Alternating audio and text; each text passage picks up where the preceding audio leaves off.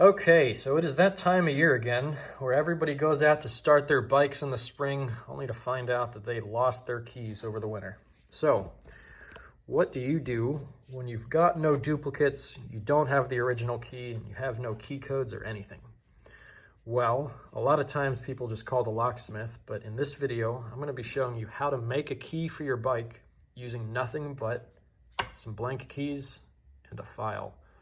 This method is laughably easy, actually, and I highly recommend that you all give this a shot before calling the locksmith. The hardest part about this will actually just be pulling the lock off of your bike, because we're going to be using the innards of the lock to make a new key. This method is true for bikes that use Wafer locks. And so I have a Yamaha V-Star 1300. This is the 2007 model. The goal here, first off, is going to be getting to your ignition lock, pulling the cover off, and grabbing the cylinder from the inside. So Yamaha made it pretty easy. I just had to take my front light off, a couple of brackets and fairings, and then I'm here.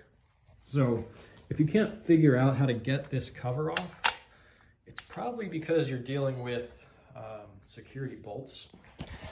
And security bolts, you can see on the underside here, here's an example of a security bolt. So in the assembly process for these bikes, they'll use these specialty bolts where once they tighten it to a specific torque loading, the head of the bolt actually just snaps off, leaving just a nub there. So one way to get these off that works really well is just use like a Dremel tool, like a rotary tool or something. Cut a slot into the top of that screw. Basically just turn it into like a flathead screw and then unscrew it. You can see that's actually what I did here. Just cut a slot and then unscrewed it. So, and you can see on my cylinder where my rotary tool was cutting in. I couldn't really get a clean angle on it, so oh well. Once you get those screws off, pull the ignition cover housing off, and then grab the innards. So this is the Wafer lock, and this is all that we need to make a new key. So, quick rundown on these Wafer locks. It's similar to a pin tumbler system. However, instead of using pins and tumblers, it's using these spring-loaded plates. You'll notice when you take a blank key and you insert it into the lock, all of these plates, or some of them at least, will pop over the horizon of the cylinder, showing you where to file, essentially. Your goal will be file the key down, making grooves on it so that these plates slip into those slots when you insert the key, making these plates flush with the top of the cylinder. What do I mean by flush? Well, after doing this, I had a proper key cut, and you can see none of those plates pop over the top. So this thing will be able to spin cleanly in the ignition and turn on the bike. So how do we do this? Well, the first thing, when you insert the blank key, one method I like to use is use something like the handle of a tool or maybe a small hammer or whatever, and lightly tap the top of it. In doing so, you'll mark on the key the locations of each one of these wafers. You want those locations because that's exactly where you want to be filing. So you can see on this one, I already sort of got it started. I use a number 4 Swiss file. I prefer the number 4 because the cut is really small and clean. You can make really precise cuts with these. It's also really thin, and so that's really helpful because if you have too big of a file, it's easy when you're filing the key to file 2 positions at once, and you really don't want to do that. You got to be really careful while you're doing this. So let's insert this into the lock again, and we'll see where we're at. So you can see I already sort of got one started just to speed things up a little bit. When you insert this into the lock, you can see, oops, upside down. You can see that the Wafer locations 1, 2, 3, 4, 5, and 7 are all sticking up over the top of the cylinder. So we're going to have to file those locations down until these plates become flush with the top.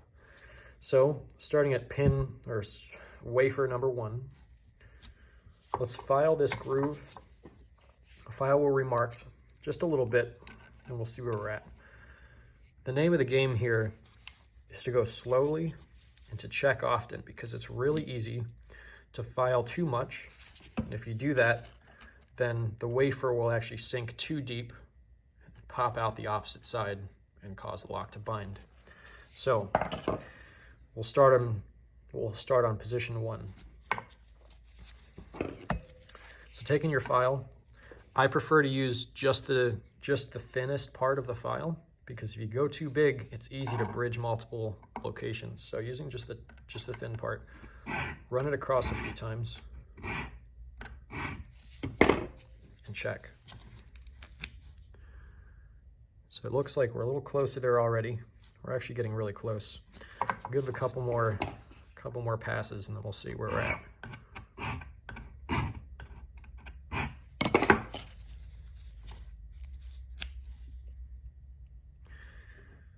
That's looking pretty close. I might do just a hair more, but we're about ready to move on to the next one.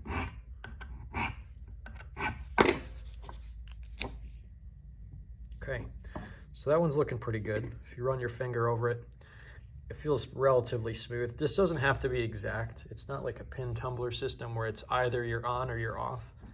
You just have to get within, I don't know, like maybe 8/10 thousandths, and you'll be good. So moving to position number 2, take your file, run that across a few times.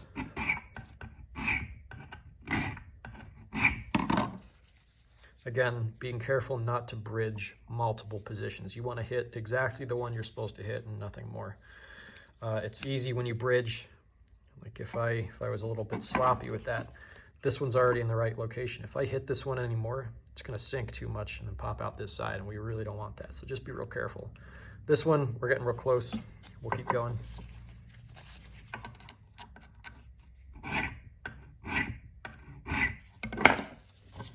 Test again. You'll need a little bit more. So also note, before you do any of this, a lot of times the actual key code will be printed or stamped onto the cylinder or on the housing of the cover. So check that before you get into this. Sometimes if you can just get that code, you can give it to a locksmith and they'll cut it for you for super cheap. But continuing on position number 2, give it a little bit more. See where we're at. All right, position 2 looks good. So that'll work. Let's move to position 3. And this will be our last one, and then I'll let you take it from there.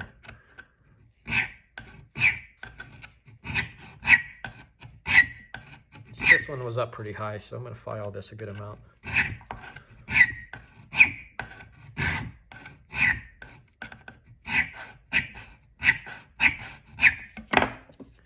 All right, we'll see where we're at there. All right, so you can see that dropped a good amount. We're getting close.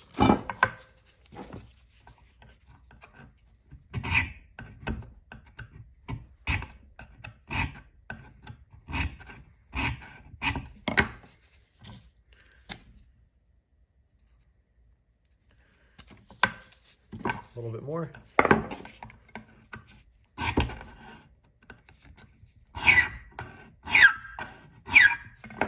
And then finally, one thing that you have to watch out for is it's easy. Sometimes these plates, well, you'll have to cut pretty deep in some cases.